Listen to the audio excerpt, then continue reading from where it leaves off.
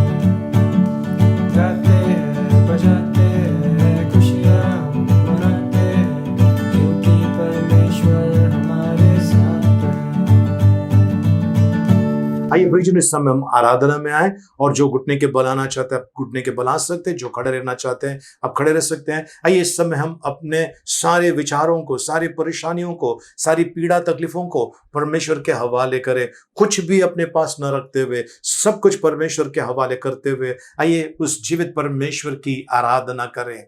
वो हालेलुया प्रभु जी, ओ पवित्र पवित्र पवित्र सेनाओं का यहोवा प्रभु, हम आपकी बड़ाई और आपकी महिमा करते हैं। हम आते इस समय प्रभु जी आपके पवित्र उपस्थिति में प्रभु जी धन्यवाद के साथ, कुछ मांगने के लिए नहीं प्रभु, धन्यवाद देने के लिए आए प्रभु जी। मांगने से बढ़कर अद्भुत काम आपने हमारे जीवन में किया है, इसके लिए आपको धन्यवाद देने के लिए हम एकत्रित हुए प्रभु जी। राजाओं के राजा, प्रभुओं के प्रभु, कोटि कोटि धन्यवाद, उपकार स्तुति करते हैं प्रभु जी उन सभी कार्यों के लिए जो आपने हमारे जीवन में किया है। हम लायक ने, काबिल ने, फिर भी आपने हमें चुना, अपनाया है, इसके लिए आपको धन्यवाद देते हैं। आपकी बड़ाई, आपकी महिमा करते हैं यीशु मसीह के मीठे मधुर पवित्र नाम में, आमीन।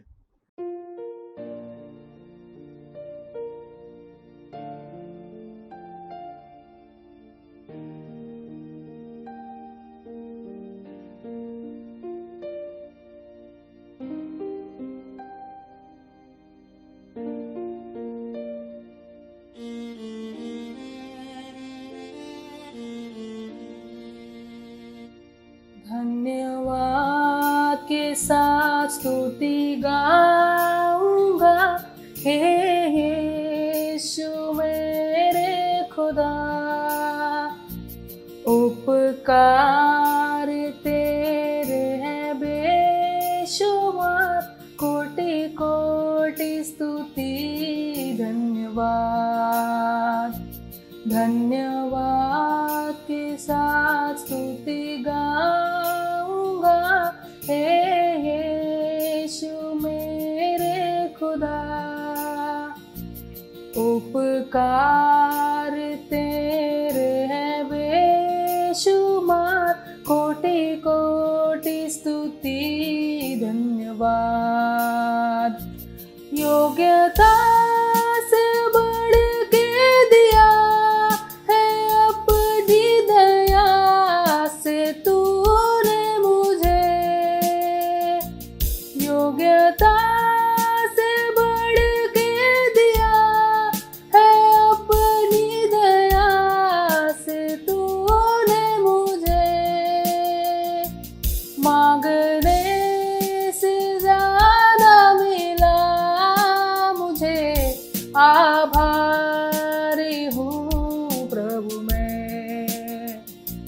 मांगने से ज्यादा मिला मुझे, आभारी हूँ प्रभु मैं।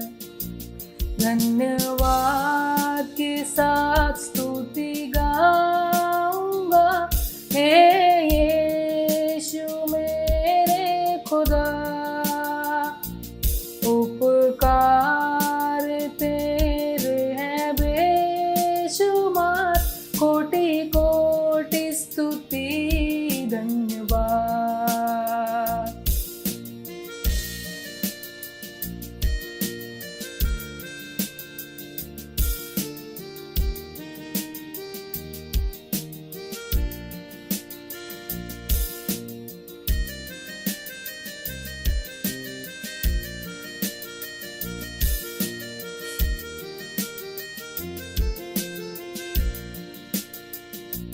तू है सच्चा जिंदा खुदा, है तुझ पर ही भरोसा मेरा। तू है सच्चा जिंदा खुदा, है तुझ पर ही भरोसा मेरा। सेवा पूरी करके पाऊं इनाम, प्रभु ऐसा दो वरदान। सेवा पूरी करके पाऊं इनाम, प्रभु ऐसा दो वरदान।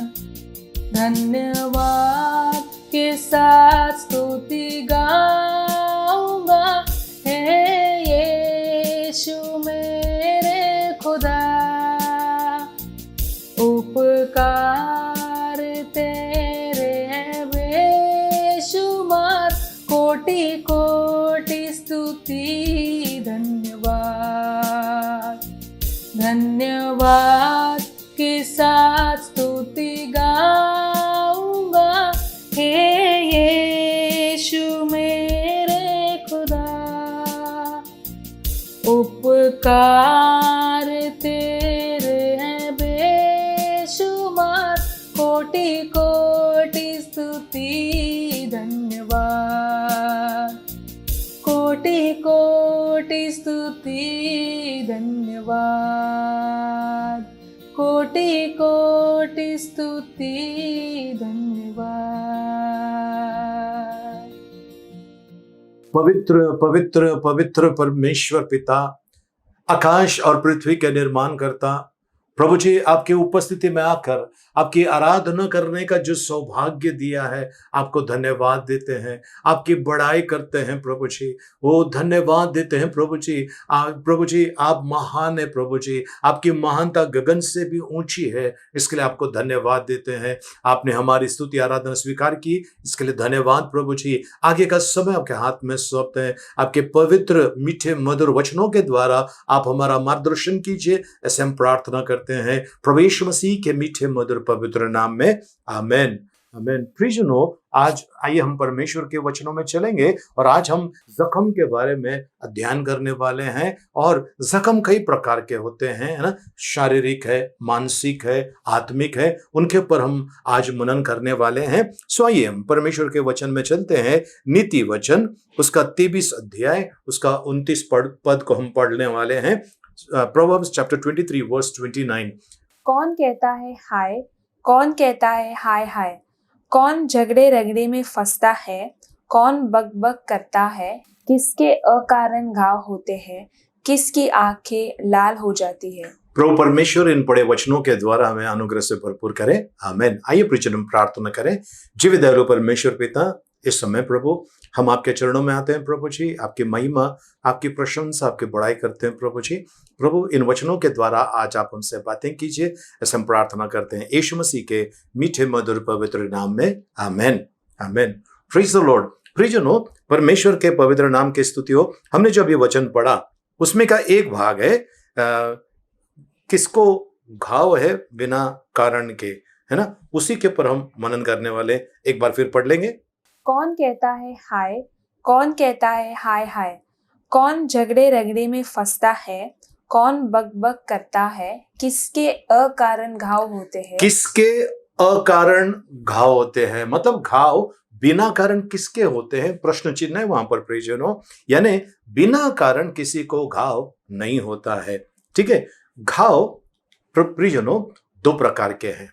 ठीक है, मेन जो होते हैं दो प्रकार के हैं, एक जो दिखाई देता है, एक जो दिखाई नहीं देता है। ठीक है ना, एक जो दिखाई देता है और एक है जो दिखाई नहीं देता है। अब उसके अंदर हम 3 प्रकार के देखते हैं। ओके, उसके नीचे 3 प्रकार के देखते हैं, शारीरिक, मानसिक, आत्मिक। शारीरिक घाव दिखाई देता है, आत्मिक और मानसिक जो घाव है या मन के ऊपर जो घाव है वो दिखाई नहीं देता है। शारीरिक घाव है वो दिखाई देता है। प्रियजनों, आज हम परमेश्वर के वचन में देखने वाले हैं कि ये घाव आने के कारण क्या है। तो सबसे पहले हम देखेंगे, एक बड़ी बात अगर हम देखने जाएं तो पाप एक वजह है जिसकी वजह से घाव आ जाते हैं हमारे ऊपर, है ना। सो पाप के लिस्ट में सबसे पहले जो है व्यभिचार, सबसे पहले व्यभिचार है। आप सोचते होंगे कि व्यभिचार क्यों, तो मैं बताना चाहता हूं, व्यभिचार जो है ये ऐसा घाव लेकर आता है जो दिखाई नहीं देता है और शर्मिंदा भी कर देता है, लज्जित होना पड़ता है। तो परमेश्वर के नजर में हमारे कोई भी पाप छिपे हुए नहीं है प्रियजनों। तो पहला चीज हम देखते हैं नीति वचन उसका 6 अध्याय 32 और 33 वचन जी। परंतु जो पर स्त्री गमन करता है, पर स्त्री गमन करता है, वह निरा निर्बुद्ध है जी।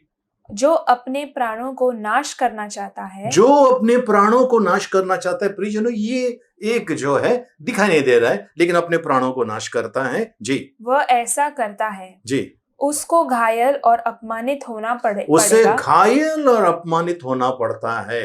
घायल और अपमानित, अपमान जब होता है वो दिखाई देता है, ठीक है, घायल होना पड़ता है, यानी बीमारी या किसी समस्या या तकलीफ हो सकती है, बीमार होना पड़ता है जी, और उसकी नाम धराई कभी न मिटेगी। उसका जो नाम धराई है वो कभी नहीं मिटेगा। तो प्रियजनों, सबसे पहले वे विचार, बाकी सब पाप हम करते हैं वो शरीर के बाहर होता है। एक पाप जो है, जो शरीर के द्वारा या शरीर के अंदर करते हैं, परमेश्वर घृणा करता है, परमेश्वर एकदम बुरी तरह से घृणा करता है, ठीक है। तो वे विचार आपके और मेरे अंदर नहीं होना चाहिए। तो प्रियजनों, मैं आज आप लोगों से विनती करता हूं, अगर यदि आप में से कोई वे विचार में है और सोचते कि ठीक है, कैजुअल है, कोई बात नहीं है, सावधान हो जाइए, सावधान हो जाइए, बिल्कुल सावधान हो जाइए, क्योंकि ये चीज बड़ा भयानक है परमेश्वर के नजर में। और परमेश्वर का वचन कहता है कि वो व्यक्ति अपने आप को नष्ट करता है, दूसरा वो जख्म उसको मिलता है, तीसरा उसकी बेइज्जती होती है। तो अगर आपको लगता है कि किसी को भी पता नहीं चलेगा, परमेश्वर देखता है, और परमेश्वर हमारे कामों का प्रतिफल हमें दिए बिना नहीं रहता है। अच्छे अगर आपने चीजें की है तो परमेश्वर देख रहा है, उसका फल आपको और आपके घराने को मिलने वाला है। बुरा काम अगर आप करते हैं तो उसका फल आपको और आपके घराने को मिलने वाला है। इसके लिए सावधान प्रियजनों, परमेश्वर के पवित्र नाम की स्तुति हो। दूसरा प्रकार का एक घाव है, ठीक है, पहला प्रकार का हमने देखा, दूसरा प्रकार का एक घाव है, वो होता है पहले के जो राजा महाराजा लोग लड़ाई लड़ते थे, ठीक है, अभी राष्ट्र राष्ट्र एक दूसरे के विरोध में खड़े हो जाते हैं, लड़ाई लड़ते हैं। उस लड़ाई लड़ते समय कई लोग घायल हो जाते हैं, कई लोगों के पैर चले जाते हैं, हाथ चले जाते हैं, कई लोगों की आंखें चली जाती है और कई लोगों की जान चले जाती है। और बहुत सारे आपको सिपाही लोग मिलेंगे जो मिलिट्री में जो सेवा करते थे, पर अब उन लोग सेवा नहीं कर रहे क्योंकि वे घायल हो चुके हैं, उनका पैर या हाथ या शरीर का कोई भाग काम नहीं कर रहा है, ये एक घायल है। पर ये जो घाव है, ये देश की रक्षा के लिए लोगों ने की है। पर एक लड़ाई और एक है जो हम अपने भाई बहनों के साथ में करते हैं, पड़ोसियों के साथ में करते हैं, जमीन के टुकड़े के लिए लड़ाई लड़ते हैं, है ना प्रियजनों। आगे अगर हम देखेंगे कि हमारी जो लड़ाई होती है ना, पैसे के लिए होती है ना, ये लड़ाई होती है। और एक खतरनाक लड़ाई होती है और वो है शराब के वजह से। शराब पीने के बाद वो व्यक्ति क्या करता है उसे पता नहीं चलता है, वो खुद को घायल कर देता है, वो दूसरों को भी घायल कर देता है। आपने देखा होगा बार के अंदर, शराब की दुकान के अंदर, मतलब जहां पर शराब बैठकर पीते हैं वहां पर, होटल के अंदर या रास्ते पर, आपने देखा होगा पीने के बाद लड़ाई हुई है, पीने के बाद लड़ाई हुई है और कई लोग मर भी गए हैं और कई लोग घायल हुए हैं, कई लोग अस्पताल में एडमिट पड़े हुए हैं, क्योंकि इन्होंने शराब के नशे में लफड़ा कर दिया, मारामारी कर दिया। प्रियजनों, कुछ चीजें हम परमेश्वर के वचनों में देखने वाले हैं और वो है हमारा तीसरा चौथा नंबर जो आता है, और वो आता है, पहला हमने देखा कि व्यभिचार है, दूसरा हमने देखा मारामारी, ठीक है। और मारामारी कितने प्रकार के देखे, जो राष्ट्र राष्ट्र के विरुद्ध में मारामारी करती है, लड़ाई करते हैं, झगड़ा करते हैं, वॉर करते हैं, उसके बारे में देखा। अब उसके बाद हमने जो तीसरा देखा वो शराब के वजह से, शराब के वजह से, ठीक है ना।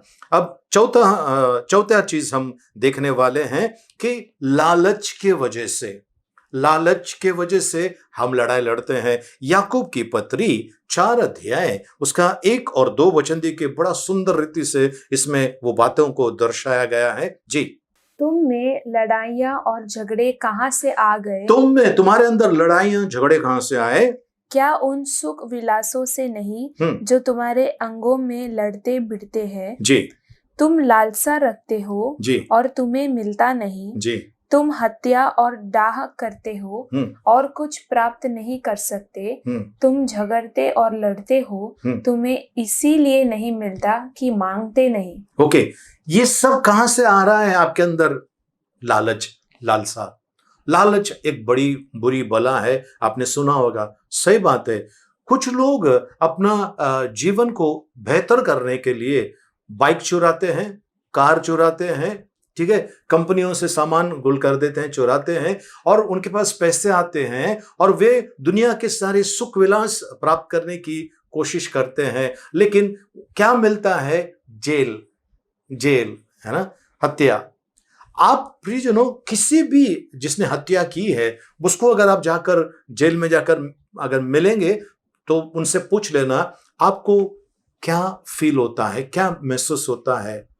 और ज्यादातर लोग ये कहेंगे कि रात भर हम सोते नहीं, वो आवाज सुनाई देती है, रात भर हम सोते नहीं, आवाज सुनाई देती है। प्रियजनों, अभी हाल ही में एक गोल्ड मेडल जीता हुआ पहलवान, उसने दूसरे पहलवान को मार दिया। ये पहलवान की इतनी इज्जत थी, इतनी इज्जत थी, पूछो मत। उसने हत्या की। वो और उसके साथ में क्या थे क्या नहीं मुझे नहीं पता। अब उनको हत्या के आरोप में पकड़ा हुआ है और उनको कपड़े से ढक कर लेकर आए। ये व्यक्ति जिसके सामने लोग बड़ी इज्जत से देखते थे, आज उसकी इज्जत खत्म हो गई है। क्यों? अब उसको खूनी का करार लोग दे रहे हैं, मीडिया वाले दे रहे हैं कि ये खूनी है, इसने खून कर दिया है।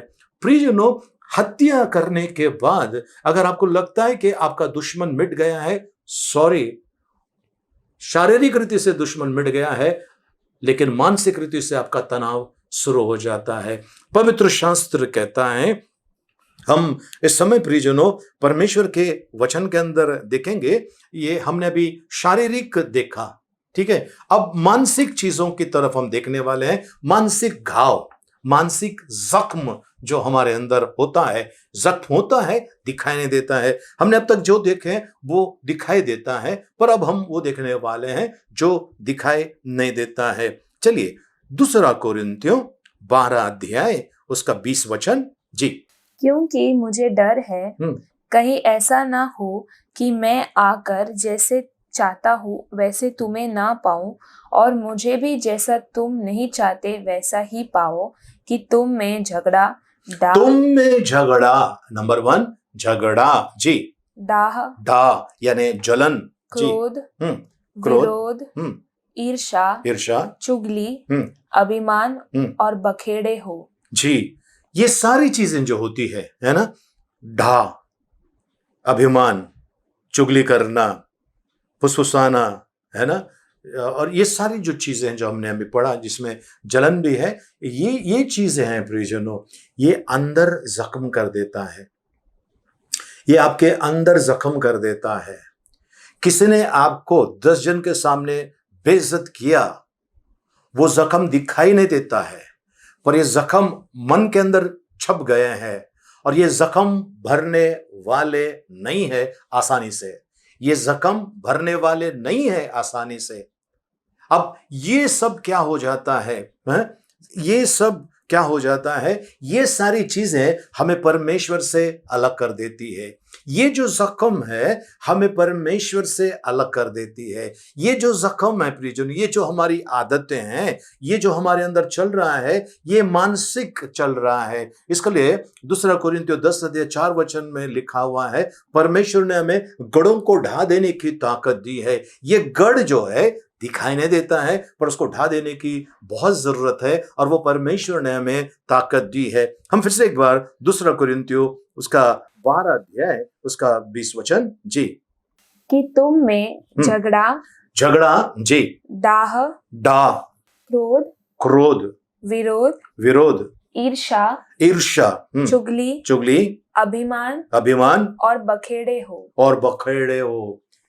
आज प्रियजनों, चुगली एक दूसरे के विरोध में करते हैं। चुगली करने के पीछे की वजह क्या है? मुझे भी कुछ लोग अगर बोलते हैं कि भाई ये आपको ऐसा सा आपके बारे में बोल रहा था, तो मैं कहता हूं कि ठीक है, चलिए हम उनके सामने बात करते हैं। अगर ये आदमी सही है तो उनके सामने बात करेगा, नहीं तो बोलेगा मैं नहीं करता हूं, मैं भाग जाता हूं। तो ये सारी चीजें जो है, आज आपको पता है कई रिश्ते टूटने के पीछे की वजह है चुगली। किसी ने आकर चुगली की और आपने उसकी बात को सुना और सामने वाले व्यक्ति से आपने बात करना बंद कर दिया है, सामने वाले व्यक्ति के साथ में रिश्ता तोड़ दिया है। आपने किसी की बात सुनकर अब वो जो है जख्म है, दिखाई नहीं देता है पर रिश्ते को तोड़ देता है। ऐसे जख्म है जो हत्या से भी भयानक होता है, ये आपको और मुझे दे जाता है। इसके लिए पवित्र शास्त्र कहता है नीति वचन 16 अध्याय उसका 28, टेढ़ा मनुष्य हाँ। बहुत झगड़े को उठाता है, टेढ़ा मनुष्य बहुत झगड़े को जी। उठाता है जी, और कानाफूसी करने वाला परम मित्रों में भी फूट करवा देता है। कानाफूसी करने वाला परम मित्र अच्छे दोस्तों के अंदर भी फूट डलवा देता है। तो ऐसे लोगों से आपको सावधान होना है। प्रियजनों, हमने देखा पहले शारीरिक जख्म को देखा, ठीक है, उसके बाद हमने मानसिक जख्मों को हमने देखा। अब तीसरी चीज है, हम आत्मिक चीजों को देखने वाले हैं। प्रियजनों, ये सारी चीज हम करते हैं, ये करने से आत्मिक क्षेत्र में क्या हो जाता है, आत्मिक जीवन के अंदर क्या हो जाता है। सबसे पहली चीज, आप और मैं परमेश्वर से अलग हो जाते हैं। आप और मैं परमेश्वर से अलग हो जाते हैं। और प्रियजनों, परमेश्वर से अलग होने के बाद क्या हो जाता है, ये मैं आपको थोड़ा सा उदाहरण देकर बताना चाहता हूं। अगर कोई व्यक्ति मर गया है, ठीक है, उसका देह, उसका शरीर ऐसा रखा हुआ है, पर क्योंकि उसके अंदर प्राण नहीं है, उसका शरीर काम नहीं कर रहा है ना, उसके अंदर के अंग काम करना बंद कर दिए हैं, तो क्या हो जाता है, सड़ाहट शुरू हो जाती है। जिस घड़ी प्राण निकल गए, जिस घड़ी हृदय की धड़कनें बंद हो गए, उसके बाद जो खून का जो सप्लाई है, जो खून दौड़ते रहता है शरीर के अंदर, वो बंद हो जाते हैं, यानी कि अंग काम करना बंद कर देते हैं। अगर अंग काम करना बंद कर देते हैं तो वहां से वो सड़ना शुरू हो जाता है। आप मछली देख लीजिए, अच्छी तरह से तैर रहे पानी में, उसको उठा के बाहर लेकर आइए, वो मर जाती है और कुछ समय के बाद देखिए उसमें से बास आना चालू हो जाता है। किसी भी जीव के बारे में, किसी भी पेड़ पौधे के बारे में भी देखिए, आपने मिट्टी से निकाला, थोड़ी देर तक वो जिंदा रहता है, फिर वो सूखने लगता है। पानी डालने के बाद, मिट्टी में डालने के बाद वापस वो ठीक हो सकता है, पर जो जीव होता है उसके साथ में ऐसा नहीं होता है। सड़ाहट, सड़ाहट, ओके। परमेश्वर का वचन कहता है, हम देखेंगे भजन संहिता 38 अध्याय उसका 5 वचन जी। मेरी मूढ़ता के कारण से मेरे कोड़े खाने के गांव बसाते हैं और सड़ गए हैं। मेरे जख्म जो है वो सड़ गए हैं, ठीक है, और बास मार रहे हैं, बास आ रहा है उसमें से, सड़ गए हैं। इसका मतलब ये है, मेरे जीवन के अंदर खुशियां नहीं है, शांति नहीं है। क्यों? क्योंकि मुझे शारीरिक रीति से, मानसिक रीति से, आत्मिक रीति से घाव पहुंचे हैं और ये मुझे आगे बढ़ने नहीं दे रहा है। ये जख्म की तरह है, ये जख्म की तरह है। प्रियजनों, इसके अंदर जो है आपको दिखाई देगा कि आपके जो घाव है बढ़ने स्टार्ट हो जाते हैं।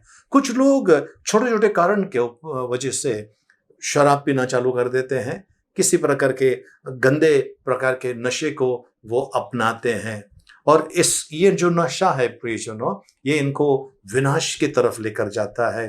प्रभु यीशु मसीह का वचन है प्रियजनों, पवित्र शास्त्र बाइबल में लिखा हुआ है, शराब पीने वाला व्यक्ति परमेश्वर के राज्य में प्रवेश नहीं करेगा। जलन रखने वाला, ढा, मतवालापन, लीला क्रीड़ा, झूठ बोलने वाला, ये लोग परमेश्वर के राज्य में प्रवेश नहीं करेंगे। मूर्ति पूजक, है ना, घिनौना काम करने वाले परमेश्वर के राज्य में प्रवेश नहीं करेंगे, ऐसा पवित्र शास्त्र कहता है प्रियजनों।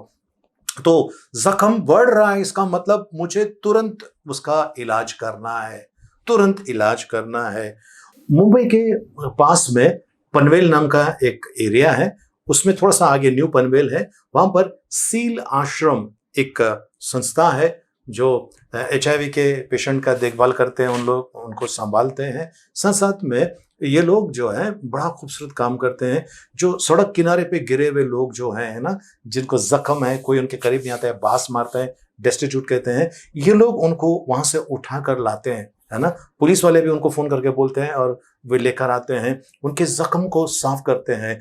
बहुत गंदा बास आता है, बहुत गंदा बास आता है, कीड़े बदन के ऊपर, वो साफ करते हैं, उनका ट्रीटमेंट करके उनको वे लोग अच्छा ट्रीटमेंट करते हैं, उनका देखभाल करते हैं। और जब वो लोग ठीक हो जाते हैं तो उनको अपने अपने घर पे इन लोग छोड़ देते हैं, और जिसका कोई नहीं है ये लोग पालते हैं। बड़ा खूबसूरत काम करता है। प्रभु सील आश्रम जो है उसे आशीर्वादित करें। ये काम कोई जल्दी करने तैयार नहीं है, बास आता है। तो प्रियजनों, ये कहने के पीछे का तात्पर्य ये है कि जख्म जो है, अगर हमने उसको नहीं ठीक कर दिया, उसका इलाज नहीं किया, वो सड़ने लगता है, गैंग्रीन हो जाता है, फिर शरीर का कुछ हिस्सा काट कर फेंकना पड़ता है। यानी वो व्यक्ति फिर इनवैलिड हो जाता है, वो व्यक्ति हैंडीकैप हो जाता है। उसी रीति से प्रियजनों, आज जो जख्म है, शारीरिक, मानसिक, आत्मिक, ये जख्मों से आपको और मुझे बाहर निकलना है। और प्रभु का वचन कहता है, क्या कहता है, देखिए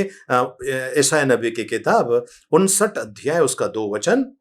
परंतु तुम्हारे अधर्म के कामों ने तुमको तुम्हारे परमेश्वर से अलग कर दिया है, और तुम्हारे पापों के कारण उसका मुंह तुमसे ऐसा छिपा है कि वह नहीं सुनता। यानी कि प्रभु का मुंह छिपा हुआ है हमारे पापों के कारण। इसका मतलब है हम परमेश्वर से अलग कर दिए गए हैं। किसने किया है? मैंने खुद अपने आप को परमेश्वर से अलग कर दिया है। कैसे? मैंने ये जख्म अपने शरीर में, प्राण में, आत्मा में पाल के रखा हुआ है। शरीर में, मन में और आत्मा में जो पाल के रखा है, ये मुझे आगे बढ़ने नहीं देता है।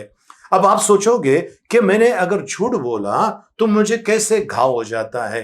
प्रियजनों, एक अगर स्त्री जो गर्भवती है, प्रेग्नेंट है, ठीक है, उसने एक प्रकार का पॉइजन पी लिया, ठीक है, तो क्या वो पॉइजन उस बच्चा जो उसके कोख में पल रहा है वहां तक जाता है? यस। अगर वो खाना खाती है वहां तक जा सकता है ना?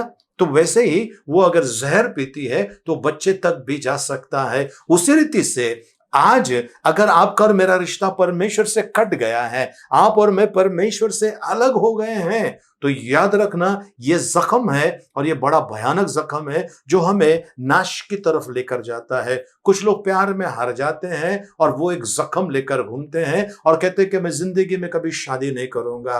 कुछ लोगों के घर वालों ने अगर धोखा दिया है तो उनको ये लगता है कि सभी लोग धोखा देने वाले हैं। ऐसा नहीं है प्रियजनों। आज आपके और मेरे पास जो भी जख्म है, आज उसमें से छुटकारा पाना है। जो घाव है आपके दिल में, है ना, आपके मन के अंदर, आपके शरीर के अंदर, आज उससे छुटकारा पाना है। आत्मिक बातों में भी अगर आपको आत्मिक रीति से भी अगर जख्म है, उसमें से बाहर आना बहुत जरूरी है। प्रियजनों, परमेश्वर का वचन ऐसा कहता है कि आपको और मुझे 3 तरह की चंगाई की जरूरत है।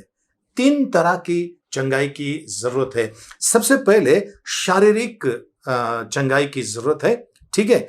दूसरा जो है, आपको और मुझे दुष्ट शक्तियों से छुटकारा पाना बहुत जरूरी है। तीसरी चीज है और वो है मानसिक। तो सबसे पहले हम देखेंगे शारीरिक चंगाई। बारतिमाई जो अंधा था, उसने यीशु मसीह को पुकारा और यीशु मसीह ने उसकी आंखें लौटा के दी। 38 साल से जो बीमार था उसको छुटकारा यीशु मसीह ने दिया। जिसका हाथ सूखा था यीशु मसीह ने उसको चंगा कर दिया, ठीक है। और प्रियजनों, इतना ही नहीं, परंतु और 10 कुष्ठ रोगी थे, यीशु मसीह के पास आए और प्रभु यीशु मसीह ने उनको चंगा कर दिया।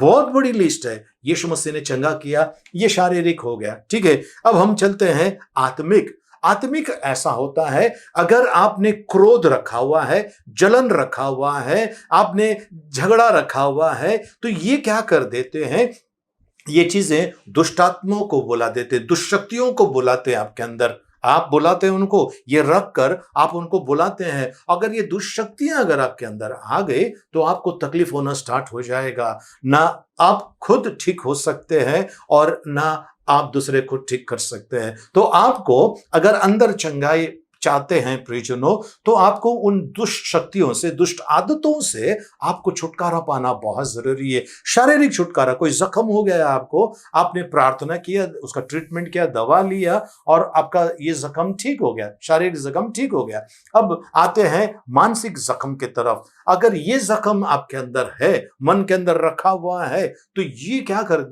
उदाहरण के तौर पर अगर आपने कुछ खाने की चीजें अपनी खिड़की के पास या दरवाजे के पास रख देंगे, कौवे आ जाएंगे, लेकर जाएंगे। ठीक है, एक गुड़ का टुकड़ा आपने कहीं तो भी बाहर इसे खुले में रख दिया है, चींटियां आ जाएंगी, मूंगी चींटियां आ जाएंगी, मक्खियां उसके ऊपर आ जाएगी, है ना, ये उसको खाना स्टार्ट करेगी। उनको बुलाने की जरूरत है नहीं ना। बिल्कुल उसी तरह से अगर आपने ये सारी चीजें अपने मन के अंदर रखे, दबा के रखे हुए हैं, तो दुष्शक्तियां आपके पर हावी हो जाएगी और इसका परिणाम आपके आत्मिक जीवन पर हो जाता है और आप परमेश्वर से अलग हो जाते हैं। आप परमेश्वर से अलग हो जाते हैं, फिर आपसे जुड़ा हुआ जो भी चीज है वहां पर आशीर्वाद नहीं होता है। कई लोग कहते हैं मेरी खेती में अच्छा उपज आता था, अब उपज नहीं आ रहा है। आपकी खेती के ऊपर अब बीमारी आ गई है। ठीक है, पहले मेरे पास बहुत पैसे थे, अब मेरे पास पैसे बचते नहीं है। आपके पैसे के ऊपर, आपके बरकत के ऊपर श्राप आया है और उससे आपको छुटकारा पाना बहुत जरूरी है। आप कहते कि हमारा रिश्ता बहुत अच्छा था, टूट गया, मतलब वहां पर आपको भी चंगाई की जरूरत है। प्रियजनों, पवित्र शास्त्र बाइबल के अंदर लिखा हुआ है, आत्मिक छुटकारे के बारे में हम पढ़ेंगे जब आप पढ़ोगे। ठीक है, आप देखिए इस तरफ हिंदी में लिखा हुआ है, इस तरफ इंग्लिश में लिखा हुआ है, और इंग्लिश में जो लिखा हुआ है वहां पर यह है कि दुष्ट आत्मा से जब लोग आए, यीशु मसीह ने उनको चंगा किया। इंग्लिश में लिखा है हील, यीशु मसीह ने उनको चंगा किया। इसका मतलब दुष्ट आत्मा निकल गए और चंगाई उनकी हो गए, दुष्ट शक्तियां निकल गए, उनको चंगाई मिल गई। तो प्रियजनों, आज आपको जो बुराई की तरफ खींच रहा है, आपको चुगली करने लगा रहा है, जलन रख रहे हैं और आप ईर्ष्या रख रहे हैं, लोगों के विरोध में आप फूट कर रहे हैं, ये सब अगर आप कर रहे हैं, ये दुष्शक्तियों को आप बुला रहे हैं, है ना, और आपको उसमें से आज बाहर निकलना बहुत जरूरी है। तो पहला चीज हमने देखा, शारीरिक तकलीफ थी, वो जख्म थे, उनको प्रभु यीशु मसीह ने चंगा किया। शारीरिक बीमारियां थी, यीशु मसीह ने उनको चंगा कर दिया। आज आपका जो भी जख्म है ना, शरीर का जख्म है, वो ठीक हो सकता है। आपको ट्रीटमेंट करना है, परमेश्वर पर भरोसा रखकर आपको प्रार्थना करना है ना, तो ये काम आ जाता है। दूसरी चीज है, हम देखते हैं आत्मिक चीज देख लेते हैं। लूका रचित सुसमाचार उसका 6 अध्याय उसका 18 वचन। और अशुद्ध आत्माओं के सताए हुए लोग भी अच्छे किए जाते थे। अच्छे किए जाते थे, इंग्लिश में देखिए हील करके लिखा हुआ है। ठीक है, अच्छे किए जाते थे। जो दुष्ट आत्मा से पड़े हुए हैं वे अच्छे किए जाते थे, मतलब वे चंगे किए जाते थे। ओके, दूसरा एक वचन देखते हैं उसी में, लूका रचित सुसमाचार उसका 8 अध्याय उसका 36 वचन। और देखने वालों ने उनको बताया कि वह दुष्ट आत्मा का सताया हुआ मनुष्य किस प्रकार अच्छा हुआ, अच्छा हो गया। ने इंग्लिश में देखिए अब हील्ड करके लिखा हुआ है, कैसे उसको चंगाई मिल गई। दुष्ट आत्मा लगा हुआ व्यक्ति को चंगाई मिल गई, यानी इनको अन्य प्रकार की तकलीफें थी, उसमें से ये निकल गए।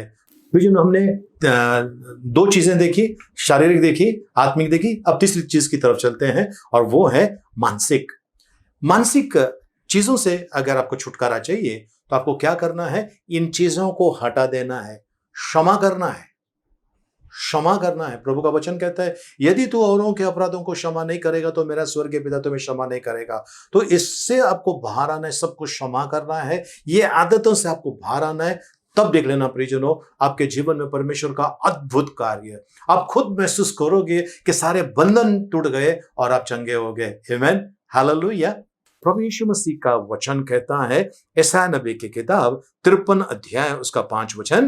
परंतु वह हमारे ही अपराधों के कारण घायल किया गया। प्रभु यीशु मसीह का घायल होने का कारण ये कि आपके और मेरे जख्म ठीक हो जाएं, शारीरिक, मानसिक, आत्मिक, आपके और मेरे जख्म ठीक हो जाएं। जी, वह हमारे अधर्म के कामों के हेतु कुचला गया। जी, हमारी ही शांति के लिए उस पर ताड़ना पड़ी। जी, कि उसके कोड़े खाने से हम चंगे हो जाए। उसके कोड़े खाने से हम चंगे हो जाएं। तो आज प्रियजनों, आपको और मुझे चंगाई की जरूरत है, चंगाई की जरूरत है। प्रियजनों, मैं आपसे ये नहीं कहूंगा आपके अगर पेट में दर्द है वहां पर हाथ रखिए, क्योंकि आपका पेट कहां पर है परमेश्वर को पता नहीं है। आपके सर में दर्द है तो सर पे हाथ रखिए, मैं ऐसा नहीं कहूंगा, क्योंकि आपका सर कहां है ये परमेश्वर को पता है। तो आपको हाथ रखने की जरूरत नहीं है, आपको हाँ बोलने की जरूरत है। हाँ प्रभु जी, मेरे जो सर में दर्द है मुझे उससे छुटकारा चाहिए, है ना। आपको कहना है प्रभु जी मेरे जो पीठ में दर्द है, मेरे कमर में जो दर्द है, मेरे पैर में जो दर्द है ना, मुझे इससे छुटकारा चाहिए और आज आपने मुझे चंगा कर दिया है। यीशु मसीह के खाए हुए कोड़ों के मार्ग के द्वारा प्रियजनों आपको और मुझे प्रभु यीशु मसीह ने चंगा कर दिया है। आपको ये कहना है और आपको पाप का मार्ग छोड़ना है। हमने जैसा दूसरा इतिहास 7:14 यदि मेरी प्रजा के लोग जो मेरे कहलाते हैं अगर वे अपने पापों को छोड़ दें, है ना, पापों को छोड़ दें, है ना, तब मैं उनकी सुनूंगा और उनका देश को ज्यों का त्यों करूंगा, यानी मैं आशीषित करूंगा। प्रभु का वचन है। तो प्रियजनों, आज आपको और मुझे करना क्या है? परमेश्वर के पास आना है। जितने भी लोगों ने आपको दर्द दिए हैं, गम दिए हैं, आपका अधिकार छीना है, आपकी बेइज्जती की है, आपको उनको क्षमा करना है, प्रभु के पास आना है। और सबसे अहम, अगर आप व्यभिचार में है, शराब में है, मारामारी कर रहे हैं या किसी प्रकार के गंदे काम या गंदे नशे में उलझे हुए हैं, आज आपको बाहर आना है। प्रभु का वचन कहता है योना 10:10 चोर चोरी करने, घात करने, नाश करने आया है, मैं आया हूं तुम्हें जीवन देने के लिए, है ना। प्रभु यीशु मसीह ने वो भरपूरता का जीवन, विपुलता का जीवन वो देने के लिए आए। तो क्या वो जीवन आपके और मेरे पास है? नहीं है। आज आप प्राप्त कर सकते हैं। आपके बदन पर कहीं जख्म है प्रियजनों, इस समय मैं आपके लिए प्रार्थना करना चाहता हूं। आपको कहीं भी शारीरिक जख्म है, कहीं भी, है ना, आज आपको प्रभु यीशु मसीह छुटकारा दे रहा है। बस आपको विश्वास करना है, ठीक है। दूसरा चीज, आपके मन के ऊपर अगर घाव है, दर्द है ना, उससे भी छुटकारा आज प्रभु यीशु मसीह दे रहा है। तीसरा, आत्मिक रीति से, है ना, प्रभु यीशु मसीह आज आपको छुटकारा दे रहा है। आप और मैं जो यदि परमेश्वर से अलग हो गए हैं, आज परमेश्वर से एक होने का समय आ गया है। तैयार है? प्रार्थना करें। पवित्र पवित्र पवित्र जीवित दयालु परमेश्वर पिता, हम आपकी स्तुति, महिमा, प्रशंसा, आपकी बड़ाई करते हैं। हम आते प्रभु जी इस समय आपके चरणों में धन्यवाद के साथ प्रभु जी। हम आते इस समय प्रभु आपके महान उपस्थिति में प्रभु जी। प्रभु परमेश्वर पिता, आज आपने हमारी आंखें खोल दी, हम आपको धन्यवाद देते हैं। हमारे सारे जख्मों को हम आपके हाथ में सौंपते हैं और हम विश्वास करते हैं प्रभु, जख्म भरने वाला परमेश्वर आप है प्रभु। प्रभु आपने हमें क्षमा किया, इसके लिए धन्यवाद देते हैं यीशु मसीह के नाम में, आमेन आमेन। इस समय मैं आपके लिए प्रार्थना करना चाहता हूं और मैं चाहता हूं आप में से हर एक को आज छुटकारा मिले। क्या आप तैयार हैं? अगर है, बड़े विश्वास से इस बात में, इस प्रार्थना में शामिल हो जाइए। परमेश्वर आज आपको सारे बंधन से छुटकारा देना चाहते हैं। आइए हम अपने आंखों को बंद करें और मेरे पीछे बोलिए, पिता परमेश्वर, मैं आपकी स्तुति करता हूं आज के वचनों के लिए। पिता परमेश्वर, आज मैं मेरे शारीरिक जख्मों के लिए प्रार्थना करता हूं, मुझे चंगा कीजिए। मानसिक रीति से वो जो भी बुराई है मेरे अंदर, वो निकाल कर आपके चरणों में रखता हूं, मुझे छुटकारा, मानसिक रीति से चंगाई, आत्मिक रीति से चंगाई, यीशु मसीह के नाम में। आज मैं आपसे दया की याचना करता हूं, क्षमा कीजिए, मेरे जख्मों को भर दीजिए, क्षमा कीजिए पिता। मेरे जीवन के ऊपर ये जो बड़ा दाग है, ये जो बड़ी समस्या है, ये दुष्ट के बंधन है, मुझे छुटकारा चाहिए यीशु मसीह के नाम में। बड़े विश्वास से मैं आपके पास आता हूं, मुझ पर दया कर।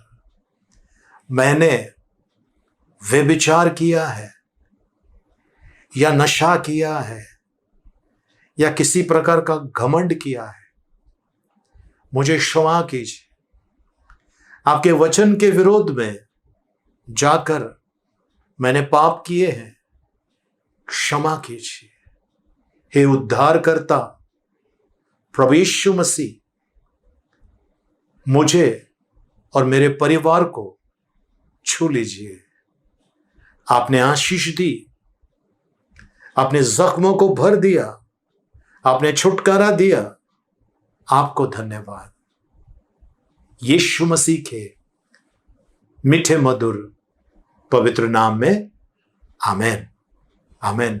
प्रियजनों, यीशु मसीह जल्द आ रहा है। सारे पाप अपराध, सारे प्रकार के दुष्ट बदला वगैरह सब छोड़कर प्रभु के पास आइए। वो आने वाला है हर एक व्यक्ति को उनके कामों के अनुसार प्रतिफल देने के लिए। तैयार है आप? Praise the Lord. आइए हम प्रार्थना सभा समाप्त करें, आखिरी प्रार्थना करें। भजन संहिता 23 एक साथ में बोलेंगे। यहोवा मेरा चरवाहा है, मुझे कुछ घटी ना होगी। वह मुझे हरी हरी चराइयों में बैठाता है। वह मुझे सुखदायक जल के झरने के पास ले चलता है। वह मेरे जी में जी ले आता है। धर्म के मार्गों में वो अपने नाम के निमित्त मेरी अगुवाई करता है। चाहे मैं घोर अंधकार से भरी हुई तराई में होकर चलूं तो भी हानि से न डरूंगा, क्योंकि तू मेरे साथ रहता है। तेरे सोंठे और तेरे लाठी से मुझे शांति मिलती है। तू मेरे सताने वालों के सामने मेरे लिए मेज बिछाता है। तूने मेरे सिर पर तेल मला है। मेरा कटोरा उमड़ रहा है। निश्चय भलाई और करुणा जीवन भर मेरे साथ साथ बनी रहेगी, और मैं यहोवा के धाम में सर्वदा वास करूंगा। आमेन। आइए हम आखिरी आशीर्वाद के लिए प्रार्थना करें। अपने सरों को झुकाएं, हाथों को ऊपर उठाएं। अब पिता परमेश्वर का प्रेम, प्रभु यीशु मसीह का अनुग्रह और पवित्र आत्मा की सहभागिता अब से लेकर सदा तक हम सबके साथ में बनी रहे। आमेन, आमेन। प्रियजनों, इस सप्ताह भर में जिनका भी जन्मदिन है हम उनके लिए प्रार्थना करने वाले। जन्मदिन, शादी का सालगिरह या फिर किसी अन्य प्रकार की वर्षगांठ है, हम उनके लिए प्रार्थना करने जा रहे हैं। आज छाया गायकवाड़ सिस्टर और सोनाली बुंदके, इनका जन्मदिन है। ढेर सारी शुभ आप लोगों को। साथ साथ में अगले शनिवार को यानी 19 तारीख को राहुल आमरे और रूबी बिन जो नडियाद में है, और माया बरुआ जो मलाड में बहन है, इनका जन्मदिन है। आप सभी को ढेर सारी शुभकामनाएं। आइए हम प्रार्थना करें। पिता परमेश्वर, हम छाया सिस्टर को आपके हाथ में देते हैं। सोनाली हमारी बेटी को आपके हाथ में देते हैं प्रभु। वैसे राहुल आमरे को प्रभु जी, माया बरुआ इस बेटी को प्रभु जी, और रूबी इस बेटी को आपके हाथ में देते हैं प्रभु जी। इन सभी का ताबा ले प्रभु। हम विशेष करके राहुल इस बेटे को आपके हाथ में देते हैं। इनके पर भी आपका अनुग्रह बना रहे प्रभु। साथ में प्रभु जी पूरे सप्ताह भर में जिनका भी जन्मदिन है, शादी का सालगिरह है या किसी प्रकार की वर्षगांठ है, उनको आपके हाथ में देते हैं। सुरक्षित रखिए प्रभु, संभालिए प्रभु, और इनके जरूरतों को पूरा कीजिए आपकी इच्छा के अनुसार। इन्हें हर प्रकार के दुष्टता से, हर प्रकार के जख्म से बचाइए। हम प्रार्थना करते हैं, धन्यवाद देते हैं, आपका गौरव महिमा करते हैं यीशु मसीह के मीठे मधुर पवित्र नाम में। आमेन, आमेन। प्रियजनों, यदि आप हमारे YouTube चैनल के ऊपर अगर नए हैं, आपका स्वागत है यीशु मसीह के मीठे मधुर पवित्र नाम में। और हमारे साथ बने रहिए और हमारे वीडियो को सब्सक्राइब करने ना भूलना, और लाइक करने और बेल आइकन दबाकर ऑल ऑप्शन दबाने मत भूलना। प्रियजनों, आप जो जुड़े हैं, आप जो हमसे काफी समय से जुड़े हुए हैं, आपको बहुत बहुत धन्यवाद। और आप जो नए लोगों को हमारे साथ में जुड़ा है, इसके लिए आपको बहुत बहुत धन्यवाद। प्रभु के आशीष। हमारी इस वीडियो को हो सके इतना शेयर कीजिए, लाइक कीजिए, जिससे कि कई लोगों के जीवन में परमेश्वर अद्भुत काम करने जा रहा है, और उनका आशीष आपको और मुझे मिले बिना रहने वाला नहीं। इस कारण प्रियजनों, हो सके इतना हमारी कलीसिया किसी से पैसे नहीं मांगती है। हमारी कलीसिया कभी किसी से कुछ भी नहीं मांगती है। हमारी कलीसिया का मस्तक प्रभु यीशु मसीह है। हमारा कलीसिया का पैसा जो है प्रभु यीशु मसीह की ओर से आता है। हम प्रार्थना करते हैं और प्रभु यीशु मसीह देता है। तो प्रियजनों, बस हम इतना ही चाहते हैं आपसे कि आप हमारे वीडियो को लाइक कीजिए, शेयर कीजिए, हो सके इतना शेयर कीजिए। आपका पैसा आप जिस कलीसिया में जाते हैं वहां दीजिए। वहां परमेश्वर आपको बहुत आशीष देगा। धन्यवाद। फिर से एक बार आप सभी को जय मसीह की। प्रार्थना सभा समाप्त हो गई। एक दूसरे से मिलिए, प्रभु का आशीष मांगे। जय मसीह की। जय हिंद।